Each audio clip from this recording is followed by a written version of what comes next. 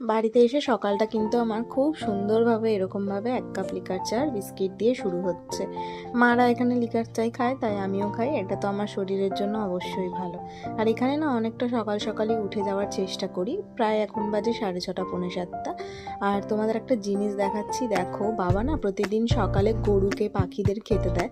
আর পাখিকে এটা কি খেতে দিয়েছে বলো তো? ঝুরি ভাজা চানাচুর। প্রথমে আমি ভেবেছিলাম পাখিগুলো হয়তো একদমই খাবে না, চানাচুর খায় এটা আমি কোনোদিন দেখিনি। তবে বাবা বলল কিছুক্ষণ ওয়েট কর, তারপরে দেখবি। তারপরে দেখলাম পুরো জায়গাটাই সাফ, একদম প্রচুর রকমের পাখি এসে এসে সেগুলো খায়।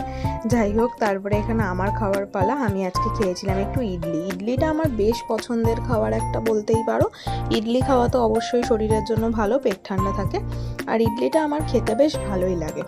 আর বাপের বাড়ির আমার একটা স্বভাব, মা যখন রান্না করে এরকম বাটিতে আমি দিতে বলি, তরকারি টেস্ট করি। আজকেও তাই করলাম।